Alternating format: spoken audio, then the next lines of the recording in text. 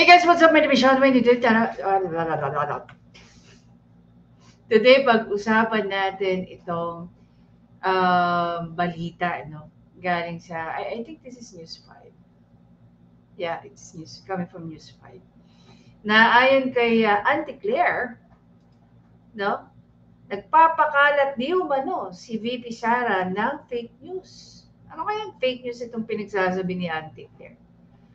Kasi napaka-ipokrita naman niya para tawaging fake news peddler si VP Sara when in fact, between her and VP Sara, mas siya pa ang nagpapakalat ng maraming maling impormasyon.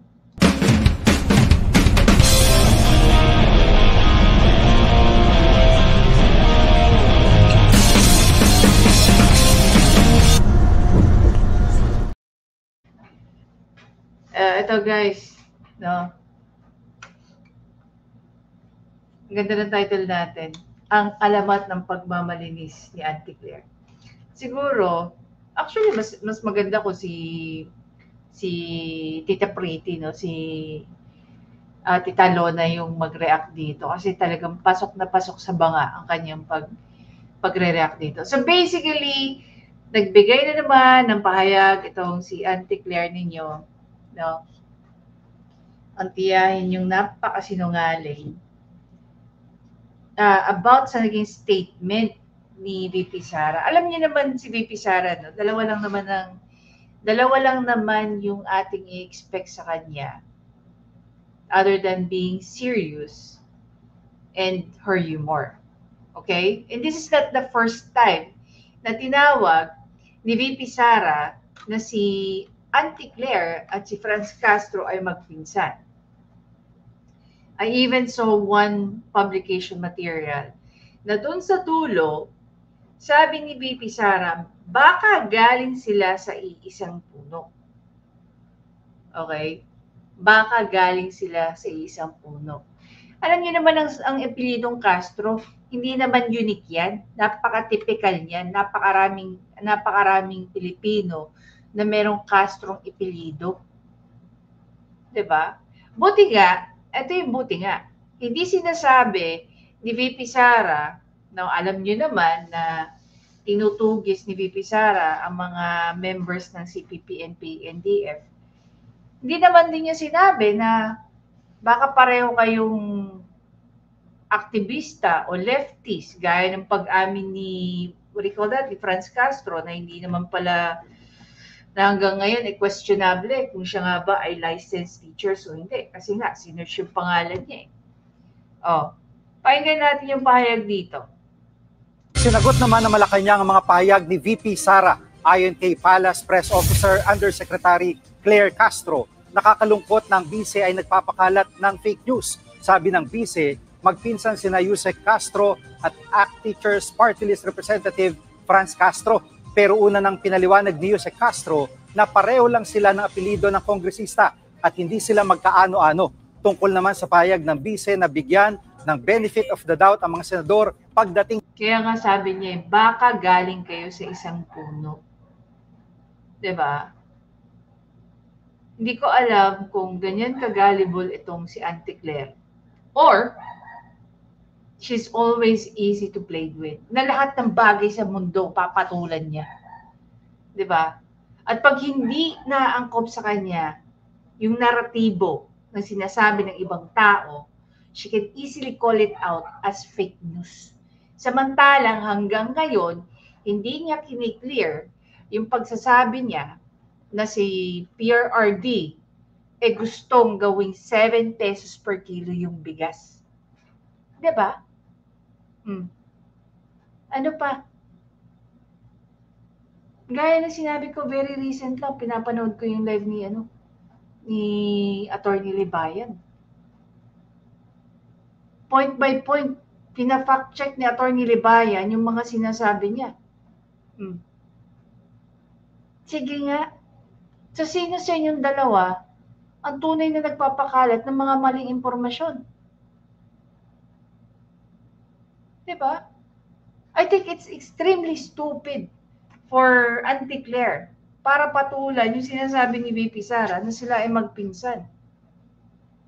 It's a common joke. Like say for example, ako may nakita akong kaipilido ko, yung ipilido ko yung middle initial ko, yung ipilido ng nanay ko sa pagkadalaga. Yung ipilido ng nanay ko sa pagkadalaga, very common na ipilido sa Pampanga. So every time I see people, like friend ko, may kaklase ako na yun yung ipilido. May kaibigan ako from college yun ng ipilido. Alam niyo tawagan namin? Cuz. Kahit hindi kami related sa isa't isa. Dahil ang lolo ko, okay, is from Marinduque. Hindi naman siya taga Pampanga. However, sabi ng nanay ko, based sa kwento ng tatay, ng lolo namin, originally, yung tatay ng lolo ko is from Pampanga. So I don't know kung gaano karami yung mga na kamag-anak namin because of that last name. Diba? Yung family last name ko ngayon, kukunti lang naman kami. So every time that we bump to someone with the same last name, check namin kung sino yung tatay mo, lolo mo, kung taga saan sila. Kasi yung mga kamag-anakan namin, based sa last name ko, merong mga taga Ilocos, merong taga Bicol, at meron din taga Mindanao. Sa Davao nga, may nakapangalan pang subdivision under sa pangalan sa last name namin. Kaya when I saw that, tawa ako ng tawa. Wow. Ganun pala yung ipilido ng tatay ko. Ganun kalupit. Diba? Pangalanan ba namang subdivision dun sa Davao City?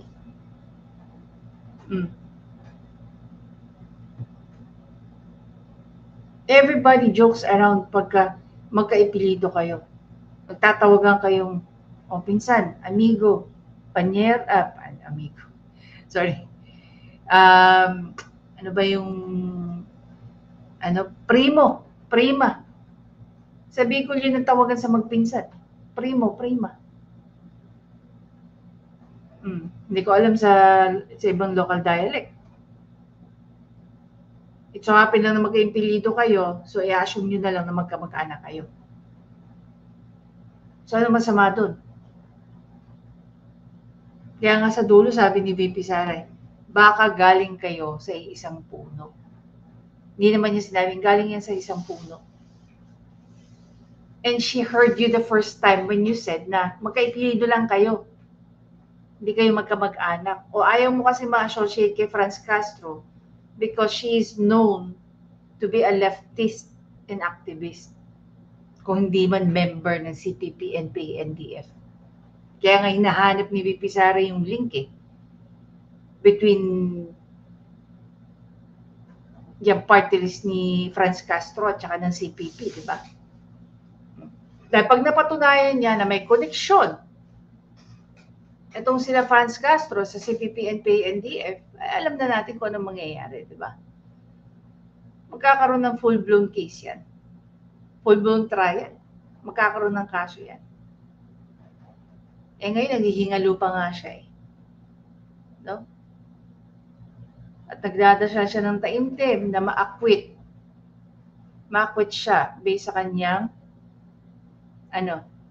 based sa kanyang appeal. Diba? Tuloy natin. Sa trabaho, sabi ni Jose Castro, makikita naman ng taong bayan kung sino-sino mga bias at mga nagtatrabaho. Nagiging source of fake news na po or disinformation ang ating Vice Presidente at hindi ito maganda para sa kanya. Well, here's the thing. This is an accusation. Patunayan mo. Kasi marami kami pwedeng ilabas na mga videos mo na mapapatunayan namin na between you and Vice President Sara Duterte, ikaw ang nagpapalaganap ng mga maling impormasyon. Diba? Diyan may komento ka, pero wala kang komento dun sa isiniwalat ng bilyonaro.com. Kanya bilang pangalawang nakakataas na leader ng bansa. Sana wag manatili ang pagiging source niya ng fake news. bilang Vice Presidente. Ikaw nga as long as nakaupo ka dyan, as long as ikaw ang tumaharap na press officer, patuloy ang pagpapakalat mo ng mga maling impormasyon. Hindi lang yun. You love twisting information na akala mo hindi ka kayang sundan ng mga taong nanonood sa'yo o nakakarinig ng mga pinagsasabi mo. Diba? Yan ba ang halaga ng pagkatao mo? Parte ba yan ng trabaho mo? Diba? Only because gullible ka and you were easily played with, yung sinasabi ni VP Sara, out of humor, tatawag mo ng fake news. Pero, loud and proud ka nung sinabi mo na ang gusto ni PRRD ibaba sa 7 pesos ang kilo ng bigas. Nagpakita pa ng video dun sa soda niya. No, malinaw pa sa sikat ng araw na iba yung sinabi niya at iba yung gusto mong iparating. Sige nga. Bakit hindi niyo i-call out yung ginawa ng nung anak ng isang bilyonaryo na anong ginawa? Nag-create ng campaign against kay VP Sara.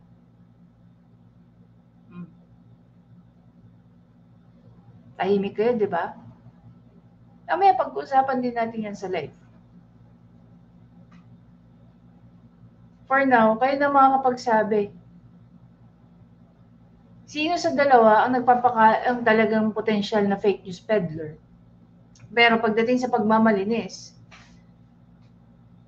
talagang to the roof. Itong si Auntie Claire. Wala akong masabi. Parang si Lucifer na yung may hiya eh. O, tigilan mo na yung pagsisinungaling mo. Siguro yung sinasabi ni Lucifer sa kanya. Tigilan mo na yung pagsisinungaling mo. Natatalo mo na ako eh. Nakakaya naman sa'yo.